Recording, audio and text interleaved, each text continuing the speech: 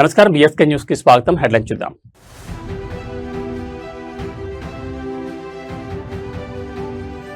జాతీయ జెండాను ఆవిష్కరించిన ముఖ్యమంత్రి యనమల రేవంత్ రెడ్డి. ఒకే వేదికపై మారుమోగిన వందే మాతరం తెలంగాణ రాష్ట్ర అధికారిక గీతం.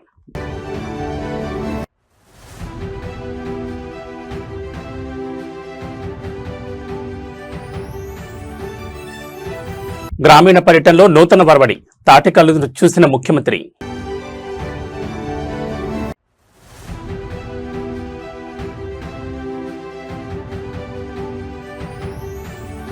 జాతీయ పతాకాన్ని ఆవిష్కరించి అమరవీరులకు ఘనంగా నివాళులర్పించిన మాజీ మంత్రి కేటీఆర్.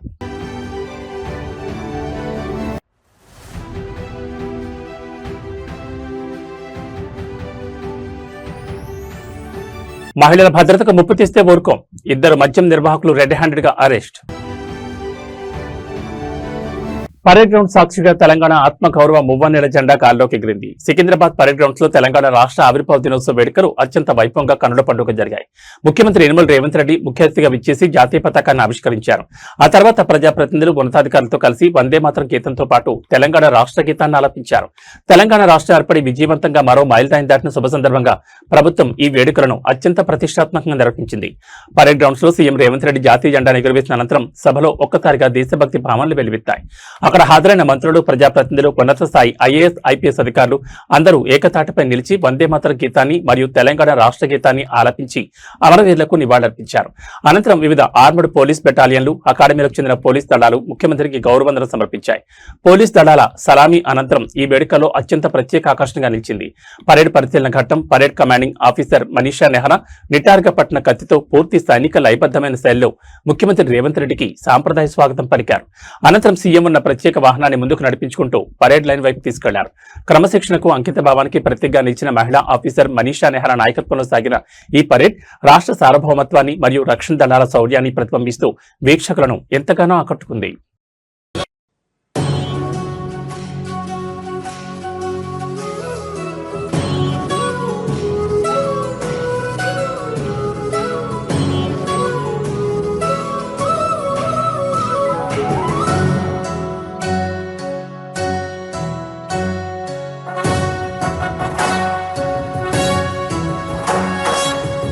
జయ హే తెలంగాణ జననీ జయ కేతనం, ముక్కోటి గొంతుకలు ఒక్కటైన చేతనం, తరతరాల చరిత గల తల్లి నీరాజనం, పద పదాన నీ పిల్లలు ప్రణమిల్లిన శుభ తరుణం. జయ తెలంగాణ, జయ జయ తెలంగాణ, జయ తెలంగాణ, జయ జయ తెలంగాణ.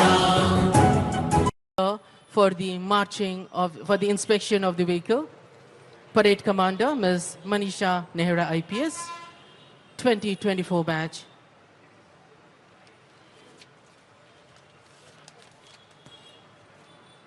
పరేడ్ కమాండర్ మనీషా నెహ్రా యువ ఐపీఎస్ అధికారిని గౌరవనీయులైన ముఖ్యమంత్రి గారి అనుమతి తీసుకుంటున్నారు. There we can see the inspection escorting Chief Minister sir is DGP sir and Parade Commander. There we can see they have boarded the inspection vehicle. గౌరవనీయులైన ముఖ్యమంత్రి గారి స్వీయ సంకల్పంతో ఇప్పుడు తెలంగాణ రాష్ట్రం అంతటా ప్రజా States signed MOUs worth 1,78,950 crores.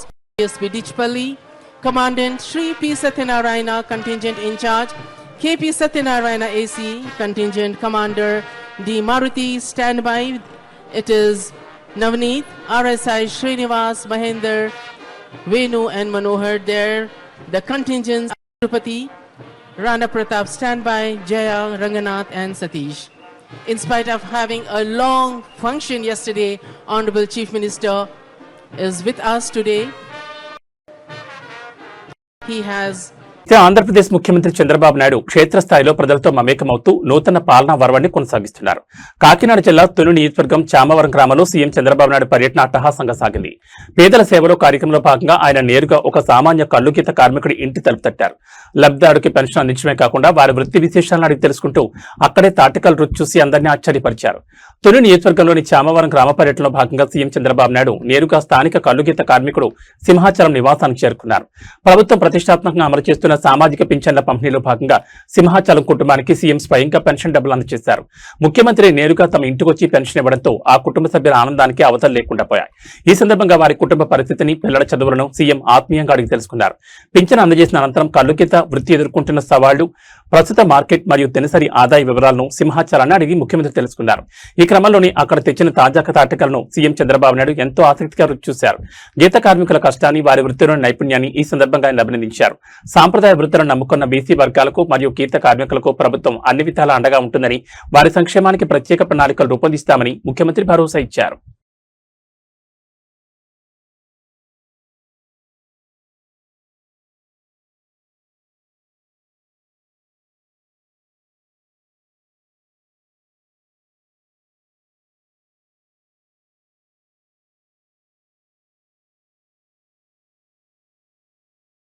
Andhra Pradesh IT పారిశ్రామిక రంగాల పురోగతిపై మరియు డేటా సెంటర్ల స్థాపనపై గత కొన్ని రోజులుగా వస్తున్న అపోహలకు, విమర్శలకు ఐటీ మంత్రి నారా లోకేష్ తన మార్క్ శైలిలో సునిశ్చిత సమాధానమిచ్చారు. డేటా సెంటర్లకు నీళ్లు ఎక్కడి నుంచి వస్తాయి? కరెంట్ సరిపోతుందా? స్థానికులకు లాభం ఏంటి?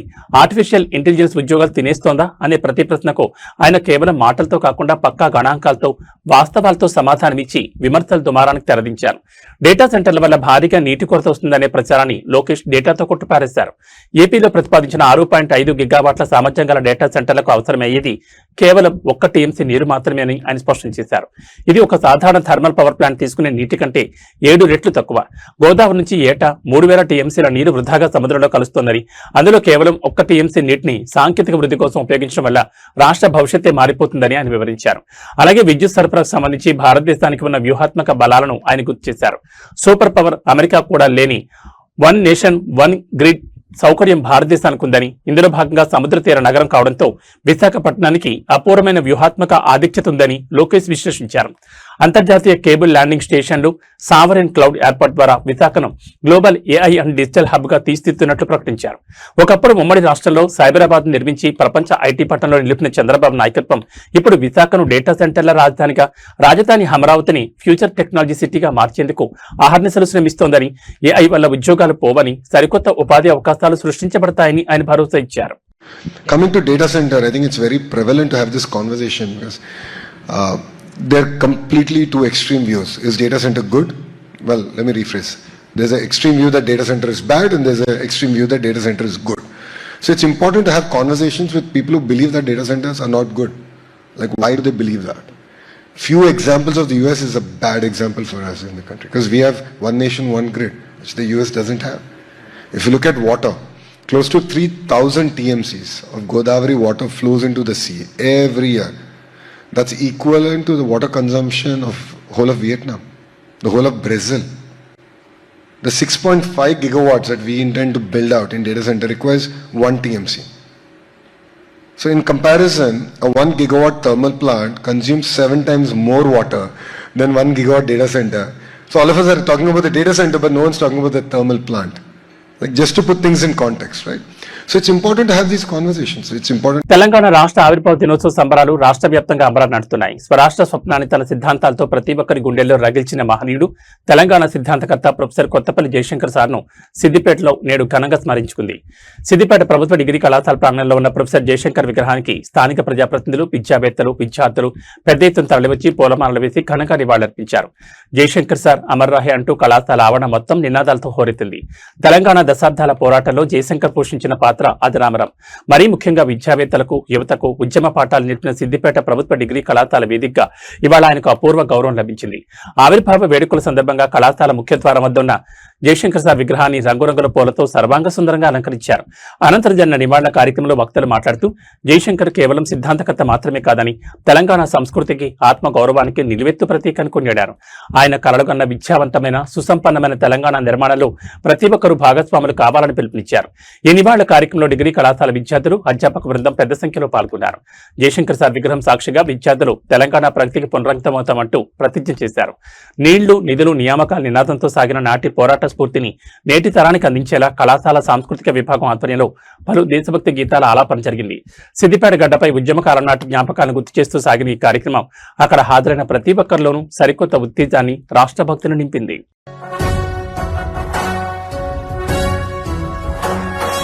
జయ జయ హే తెలంగాణ జననీ జననీ జయ కేతనం ముక్కోటి గొంతుకలు ఒక్కటైన చేతనం తరతరాల చరిత గల తల్లి నీరాజనం. తెలంగాణ రాష్ట్ర ఆవిర్భావ దినోత్సవ వేడుకలు రాష్ట్ర వ్యాప్తంగా అంబరాన్ని అంటున్నాయి. ఈ చారిత్రక సందర్భాన్ని పురస్కరించుకుని హైదరాబాద్ బంజారాహిల్స్ లోని బీఆర్ఎస్ పార్టీ ప్రధాన కార్యాలయం తెలంగాణ భవన్లో వేడుకలను అత్యంత ఘనంగా నిర్వహించారు. BRS party working president Kalvakuntla Taraka Rama Rao ఈ ఉత్సవాల్లో పాల్గొని మువ్వన్నెల జాతీయ పతాకాన్ని ఆవిష్కరించారు. స్వరాష్ట్ర సాధన కోసం సాగిన మలిదశ ఉద్యమంలో ప్రాణాలర్పించిన అమరవీరుల త్యాగాలను స్మరిస్తూ వారికి ఘనంగా నివాళులర్పించారు. తెలంగాణ రాష్ట్ర ఆవిర్భావ దినోత్సవాన్ని పురస్కరించుకుని తెలంగాణ భవన్ గులాబీ శ్రేణులతో కిక్కిరిసిపోయింది. పార్టీ ముఖ్య నాయకులు, మాజీ మంత్రులు, శాసనసభ్యులతో కలిసి విచ్చేసిన కేటీఆర్ జాతీయ జెండా ఎగురవేసి వందన సమర్పణ చేశారు. అనంతరం తెలంగాణ భవన్ ప్రాంగణంలో ఉన్న అమరవీరుల విగ్రహాల వద్దకు చేరుకుని పూలమాలలు వేసి శ్రద్ధాంజలి ఘటించారు. 6 దశాబ్దాల పాటు సాగిన ఆకాంక్షను, వందలాది మంది అమరుల త్యాగాల పునాదులను స్మరిస్తూ కేసీఆర్ నాయకత్వంలో సాధించుకున్న తెలంగాణను ప్రగతి పదంలో ముందుకు తీసుకువెళ్లడమే అసలైన నివాళి అని ఈ సందర్భంగా పార్టీ శ్రేణులు స్పష్టం చేశాయి. తెలంగాణ భవన్తో పాటు రాష్ట్ర వ్యాప్తంగా ఉన్న అన్ని జిల్లా, నియోజకవర్గ కేంద్రాల్లోని పార్టీ కార్యాలయాల్లో బీఆర్ఎస్ శ్రేణులు జెండా ఆవిష్కరణ చేసి స్వీట్లు పంపిణీ చేశారు. స్వరాష్ట్ర ప్రగతి ప్రయాణంలో ప్రతి ఒక్కరూ భాగస్వాములు కావాలని ఆకాంక్షిస్తూ తెలంగాణ ప్రజలందరికీ కేటీఆర్ రాష్ట్ర ఆవిర్భావ దినోత్సవ శుభాకాంక్షలు తెలిపారు.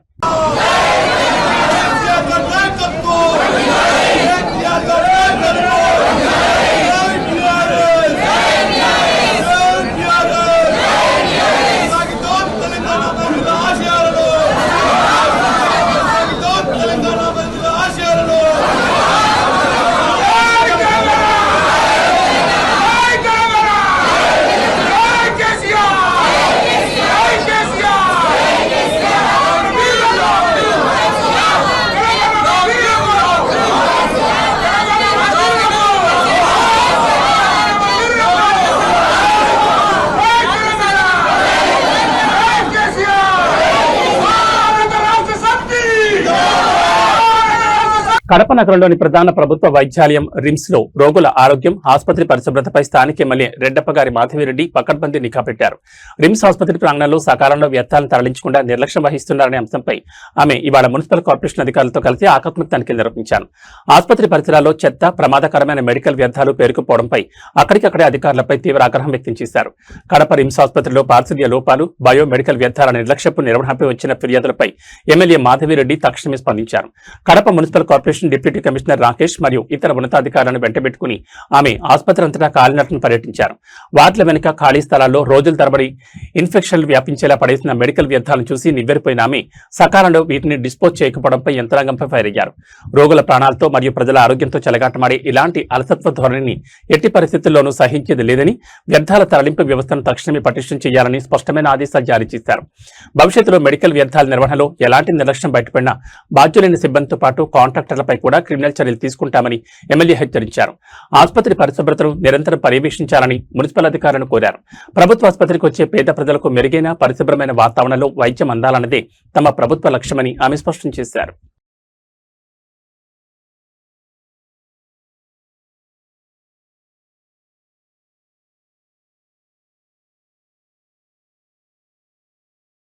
రాయలసీమ ముఖ చిత్రాన్ని మార్చే సరికొత్త ఆశల జలాలు పరవళ్లు తొక్కుతున్నాయి. శ్రీ సత్యసాయి జిల్లా వ్యాప్తంగా మరియు కర్ణాటకలోని తమకూరు ఎగువ క్యాచ్మెంట్ పరివాహక ప్రాంతాల్లో కురుస్తున్న భారీ వర్షాల కారణంగా పెన్నా నది ఉగ్రరూపం దాల్చింది.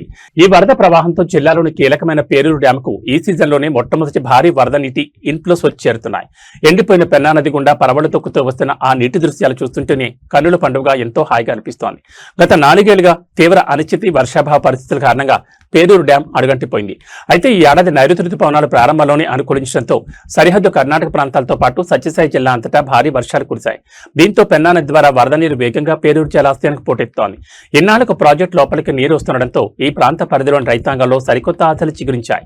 ఈ రుతుపవనాల సీజన్ అలాగే కొనసాగితే 4 ఏళ్ల సుదీర్ఘ నిరీక్షణకు తెరదించుతూ ఈసారి పేరూరు డ్యాం తన పూర్తి మట్టానికి చేరుకుంటుందని జలవనరుల శాఖ అధికారులు మరియు స్థానికులు ఎంతో ఆశాభావం వ్యక్తం చేస్తున్నారు.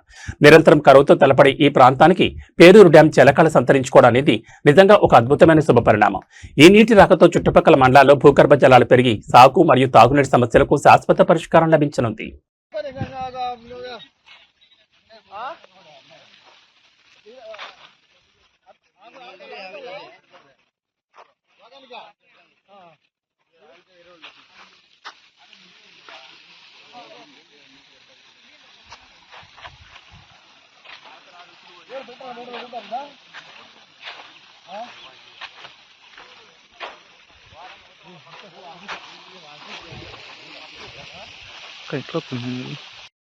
ఆన్లైన్ బెట్టింగ్ యాప్ల ద్వారా రాత్రికి రాత్రి కోటీశ్వర్లు అయిపోవచ్చని నమ్మి నిలువున మునుగుతున్న అమాయకులను రక్షించేందుకు తెలంగాణ సిఐడి విభాగం ఉక్కుపాదం మోపింది. అంతర్జాతీయ స్థాయిలో నెట్వర్క్ నడుపుతున్న డఫాబెట్ ఆన్లైన్ బెట్టింగ్ మాఫియా గుట్టురట్టు చేస్తూ సిఐడి ప్రత్యేక దర్యాప్తు బృందం సంచలన విజయం సాధించింది. దేశవ్యాప్తంగా పలు రాష్ట్రాల్లో ఏకకాలంలో దాడులు నిర్వహించి 11 మంది అంతర్రాష్ట్ర కేటుగాళ్లను అరెస్ట్ చేయడంతో పాటు హవాలా మార్గంలో సాగిన 46 మ్యూల్ బ్యాంక్ ఖాతాలను ఫ్రీజ్ చేసింది. రోజుకు ఏకంగా 8 నుంచి 10 లక్షల రూపాయల చొప్పున ప్రజల సొమ్మును దోచుకుంటున్న ఈ ముఠా వెనుక ఉన్న ఆపరేషన్ కరీంనగర్ చెందిన ఒక సాఫ్ట్వేర్ ఇంజనీర్ డఫాబెట్ ప్రమోషన్ల వలలో పడి 2024 జనవరి నుంచి 2025 జనవరి మధ్య కాలంలో ఏకంగా 9,95,000 రూపాయలు నష్టపోయాడు. బాధితుడి ఫిర్యాదుతో రంగంలో దిగిన సిఐడి డీజీ చారుసిన్హా నేతృత్వంలోని సిట్ బృందం అత్యాధునిక డిజిటల్ ఫోరెన్సిక్ విశ్లేషణ ద్వారా నిందితుల మనీ ట్రయల్ ను గుర్తించింది. బాధితుల డబ్బులను దేశవ్యాప్తంగా ఏ లేయర్లలో ఉన్న 46 మ్యూల్ బ్యాంకుల ద్వారా ఎలా రూట్ మార్చారో కనిపెట్టారు. నిందితులను పట్టుకునేందుకు డీఎస్పీ స్థాయి అధికారుల నేతృత్వంలో 6 ప్రత్యేక బృందాలు న్యూఢిల్లీ, గుజరాత్, పంజాబ్ రాష్ట్రాల్లో 2 వారాల పాటు నిఘా ఉంచి గుజరాత్కు చెందిన ప్రధాన సూత్రధారి మనీష్ సింగ్, అభిషేక్ సింగ్లతో పాటు ఒక ఆఫ్ఘన్ జాతీయుడితో కలిపి మొత్తం 11 మందిని కరీంనగర్ కోర్టు ముందు హాజరుపరిచారు. ఈ ముఠా క్రికెట్ మ్యాచ్లు, క్యాసినో గేమ్స్ మరియు ఏవియేటర్ ప్లాట్ఫామ్స్ ద్వారా బెట్టింగ్లను ప్రోత్సహిస్తూ మొదట్లో చిన్న లాభాలు ఆశ చూపి ఆ తర్వాత పెద్ద మొత్తంలో డబ్బులు పెట్టించి ముంచేస్తారని సిఐడి నిర్ధారించింది. వీరిపై దేశవ్యాప్తంగా నేషనల్ సైబర్ క్రైమ్ పోర్టల్లో 225 ఫిర్యాదులు, 73 క్రిమినల్ కేసులు నమోదయ్యాయి. ఈ అక్రమ యాప్లను డబ్బుల కోసం ప్రమోట్ చేస్తున్న 25 మంది ప్రముఖ సెలబ్రిటీలు మరియు సోషల్ మీడియా ఇన్ఫ్లుయెన్సర్లను గుర్తించిన సిఐడి వారికి గట్టిగా కౌన్సిలింగ్ ఇచ్చింది. ఇలాంటి దేశద్రోహ ఉచ్చులో యువత పడకుండా చూడాల్సిన బాధ్యత మీపై ఉందంటూ హెచ్చరించడంతో అందులో 21 మంది సెలబ్రిటీలు తప్పు తెలుసుకుని ఆన్లైన్ బెట్టింగ్ వ్యతిరేకంగా ప్రజల్లో అవగాహన కల్పిస్తూ కొత్త వీడియోలను విడుదల చేశారు. So the government of Telangana last year constituted a special investigation team to look into online betting apps in the state. And once the special investigation team was formed, the purpose was to look into all online betting cases and the way the people are being cheated in the name of betting in Telangana. One case was registered in Karimnagar, in which one man lost almost 10 lakh rupees on Dafabet. And Dafabet is an app which was started in Philippines way back in 2004 and subsequently shifted to UK. And the organizers whom we have arrested, along with 9 other people, so a total of 11 members have been arrested. The 2 organizers whom we have arrested, they have an office not just in Delhi, but also in Dubai. On a daily basis, they get a commission of about 1.5% as profit, which amounts to almost 8 to 10 lakhs per day, which is what we have found out so far according to an assessment of their bank accounts.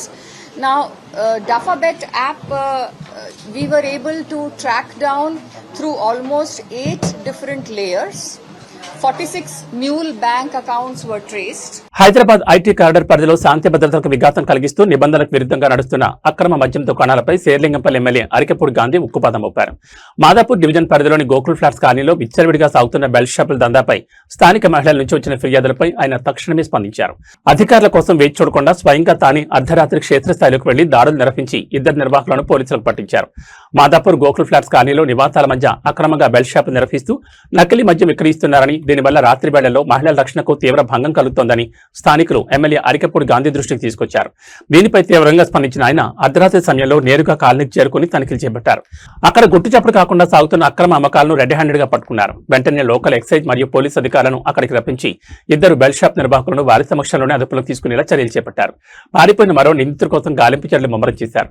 Belt షాపుల ద్వారా సామాన్యుల జీవితాలతో, ప్రజల ప్రాణాలతో చెలగాటం ఆడేవారని ఎట్టి పరిస్థితుల్లోనూ ఉపేక్షించబోమని, నియోజకవర్గంలో ఇలాంటి అక్రమ అవుట్లెట్లపై కఠిన చట్టపరమైన చర్యలు తీసుకుంటామని ఎమ్మెల్యే గాంధీ హెచ్చరించారు. సమస్యపై శరవేగంగా స్పందించి తమకు అండగా నిలిచినందుకు కాలనీ వాసులు మరియు మహిళా సంఘాలు ఎమ్మెల్యేకు ప్రత్యేక ధన్యవాదాలు తెలిపారు.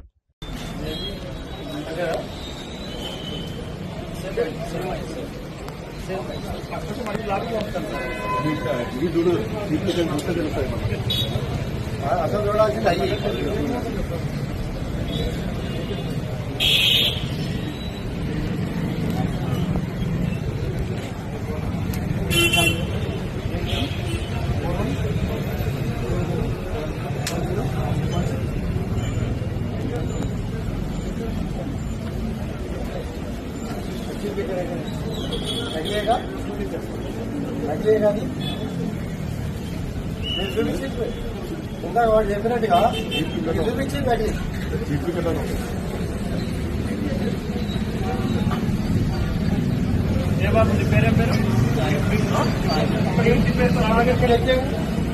విజయవాడ ఇందిరాగాంధీ స్టేడియం సాక్షిగా జరిగిన గ్లోబల్ స్టార్ రామ్ చరణ్ ఓరమాస్ చిత్రం పెద్ది ఫ్రీ రిలీజ్ ఈవెంట్ కేవలం హై వోల్టేజ్ స్పీచ్లతోనే కాదు, స్టేజ్ పైన జరిగిన కొన్ని క్రేజీ ఇన్సిడెంట్స్ తో ఇండస్ట్రీ వ్యాప్తంగా ట్రెండ్ అవుతోంది.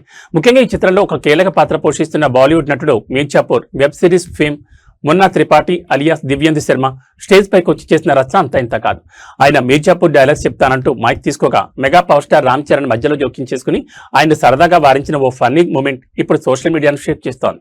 పెద్ద ఫ్రీ రిలీజ్ ఈవెంట్ లో దివ్యేందు శర్మ మాట్లాడడానికి మైక్ పట్టుకోగానే బెజవాడ మెగా ఫ్యాన్స్ ఈలలు కోరలతో స్టేడియం హోరెత్తిపోయింది. అభిమానుల జోష్ చూసి ఫిదా అయిపోయిన ఈ బాలీవుడ్ స్టార్ ఏకంగా స్పష్టమైన తెలుగులో మాట్లాడుతూ విజయవాడ ప్రజలకు నా నమస్కారాలు, మీరంతా నా కుటుంబం అంటూ అభిమానుల్లో పూనకాలు తెప్పించారు. తనకు టాలీవుడ్ లో అంత పెద్ద బ్రేక్ ఇస్తూ పెద్ది లాంటి ప్రతిష్టాత్మక చిత్రంలో అద్భుతమైన క్యారెక్టర్ ఇచ్చినందుకు డైరెక్టర్ బుచ్చిబాబు సనాకు హృదయపూర్వక ధన్యవాదాలు తెలిపారు. ఈ స్పీచ్ ముగించే సమయంలో ఫ్యాన్స్ డిమాండ్ మేరకు తన మీర్జాపూర్ వెబ్ సిరీస్ లోని ఒక ఫేమస్ పాపులర్ డైలాగ్ ను ఇక్కడ బెజవాడ స్టేజ్ పైన చెప్తానంటూ దివ్యేందు ఉత్సాహం ప్రదర్శించారు. దీంతో పక్కనే ఉన్న రామ్ చరణ్ వెంటనే అప్రమత్తమై నవ్వుతూ ఆయన వద్దకు వెళ్లి వద్దు బ్రదర్ ఇక్కడ వద్దు అంటూ సరదాగా చేతులతో వారించారు. ఎందుకంటే మీర్జాపూర్ సిరీస్ లో మున్నాభాయ్ క్యారెక్టర్ చెప్పే డైలాగ్స్ లో ఎక్కువగా వల్గర్ అండ్ అడల్ట్ లాంగ్వేజ్ ఉంటాయి. ఫ్యామిలీ ఆడియన్స్ మరియు లైవ్ టెలికాస్ట్ చూసిన జనాల ముందు ఆ డైలాగ్స్ చెప్తే ఇబ్బంది అవుతుందని గ్రహించిన చరణ్ ఎంతో చాకచక్యంగా ఫన్నీగా సిచ్యువేషన్ హ్యాండిల్ చేశారు.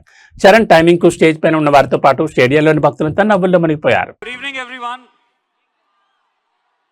मैं कुछ बोलना चाहता हूं आप लोगों के लिए.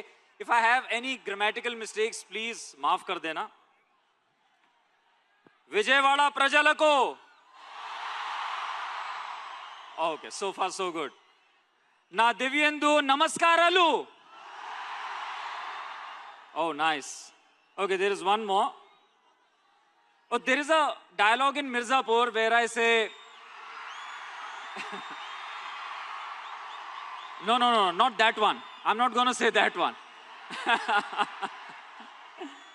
But there is a dialogue in Mirzapur where I say, family hain aap log hamari. And if I translate it here, it says, Meru Ma Kutumbam. Now, for Peddi, I mean, guys, this is my Telugu debut, and I'm just so happy and so fortunate that it's happening with this film, Peddi. It all started with the mad genius, Bucci Babu. Bucci Babu, thank you so much for showing so much love and confidence on me. I had such a great time working on this film, and to realize that you guys love me so much here. Thank you so much for that feeling. It means a lot. I'm very new to the culture, to emotions, to the language and everything. So please bear with me. Everyone sitting here tonight, Randy sir, Janvi, Jagapati Babuji, and the mega power star, Ram Charan. What a guy. What a guy. I mean, he made my life so much easier. You know, acting with him is no joke. But he made me very, very comfortable, extremely comfortable. So that I could, you know, express myself the way I wanted to for the character. By the way, the name of my character is Ram Bujji. Yeah, that. And, you know... వ్యాపార వాణిజ్య వర్గాలకు చమురు రంగ సంస్థలు gas shock ఇచ్చాయి. దేశీయ మార్కెట్లో commercial LPG gas సిలిండర్ల ధరలను మరోసారి పెంచుతూ ఇండియన్ ఆయిల్ కార్పొరేషన్ నిర్ణయం తీసుకుంది. 19 కిలోల బరువుండే వాణిజ్య గ్యాస్ సిలిండర్పై దేశవ్యాప్తంగా సగటున ₹42 మేర ధరలను పెంచారు. ఈ తాజా ధరల పెంపుతో హోటళ్లు, కేఫ్లు మరియు రెస్టారెంట్ నిర్వాహకులపై అదనపు భారం పడనుంది. అంతర్జాతీయ ఇంధన ధరల హెచ్చుతగ్గులకు అనుగుణంగా ఇండియన్ ఆయిల్ కార్పొరేషన్ ఈ ధరల సవరణను ప్రకటించింది. నగరాల వారీగా పరిశీలిస్తే పశ్చిమ బెంగాల్ రాజధాని కోల్కతాలో కమర్షియల్ గ్యాస్ సిలిండర్ ధర అత్యధికంగా 53.50 మేర పెరిగింది. కాగా మిగిలిన ప్రధాన మెట్రో నగరాల్లో సగటున 42 వరకు భారం పెరిగింది. వాణిజ్య సిలిండర్లతో పాటు చిన్న తరహా అవసరాలకు ఉపయోగించే 5 కిలోల ఫ్రీ ట్రేడ్ ఎల్పీజీ సిలిండర్ పై కూడా 11 మేర ధరను పెంచుతూ చమురు సంస్థలు నిర్ణయం తీసుకున్నాయి. అయితే సాధారణ సామాన్యులకు వారంటీస్తూ గృహ వినియోగానికి వాడే 14.2 కిలోల డొమెస్టిక్ గ్యాస్ సిలిండర్ల ధరలో మాత్రం ఎలాంటి మార్పు చేయలేదు. కమర్షియల్ గ్యాస్ ధరలు మళ్లీ పెరగడంపై హోటల్ మరియు క్యాటరింగ్ అసోసియేషన్లు ఆందోళన వ్యక్తం చేస్తున్నాయి. ఈ ప్రభావం వల్ల రాబోయే రోజుల్లో బయటి ఆహార పదార్థాలు, టిఫిన్స్ మరియు మధ్యాహ్న భోజనాల ధరలు కూడా పరోక్షంగా పెరిగే అవకాశం కనిపిస్తోంది.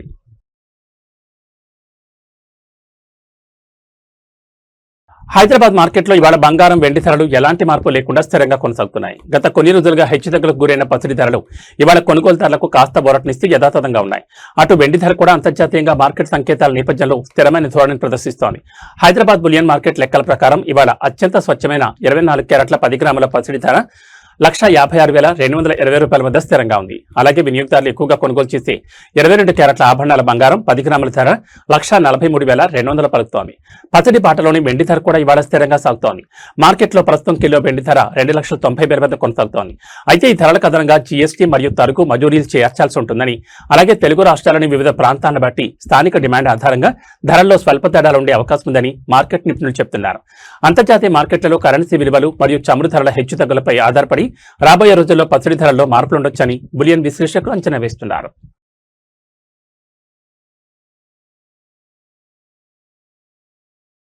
తెలుగు రాష్ట్రాల ప్రజలకు వాతావరణ శాఖ కీలక హెచ్చరిక జారీ చేసింది. ఉపరితల ఆవర్తనం ధోరణి ప్రభావంతో ఇవాళ ఆంధ్రప్రదేశ్ మరియు తెలంగాణలోని చాలా జిల్లాల్లో ఉరుములు, మెరుపులు మరియు పిడుగులతో కూడిన భారీ వర్షాలు కురిసే అవకాశం ఉందని వాతావరణ కేంద్రం వెల్లడించింది.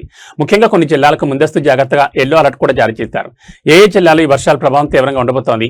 ఆంధ్రప్రదేశ్లోని కోస్తా, రాయలసీమ పరిధిలోని ఏలూరు, కృష్ణా, ఎన్టీఆర్, గుంటూరు, బాపట్ల, పల్నాడు జిల్లాలో బలమైన ఎదురుగాలతో పాటు పిడుగులు పడే అవకాశం ఉందని వాతావరణ శాఖ పేర్కొంది. మిగిలిన జిల్లాలో మోస్తరు వర్షాలు కురిసే ఛాన్స్ ఉంది. అటు తెలంగాణ విషయానికి వస్తే ఉత్తర, పశ్చిమ మరియు దక్షిణ తెలంగాణ జిల్లాలపై వర్షాల ప్రభావం అధికంగా ఉండనుంది. ఆదిలాబాద్, కొమరంభీం, ఆసిఫాబాద్, మంచిర్యాల, నిర్మల్, నిజామాబాద్, మెదక్, కామారెడ్డి, మహబూబ్ నగర్, నాగర్ కర్నూలు, వనపర్తి జిల్లాలో ఉరుములు, మెరుపులతో కొన్ని వర్షాలు పడతాయని అంచనా వేస్తున్నారు.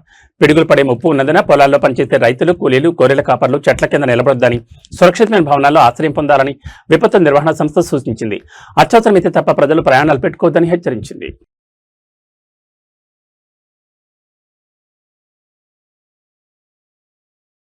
ఏబీ బులెటిన్ విశేషాలు. నమస్కారం.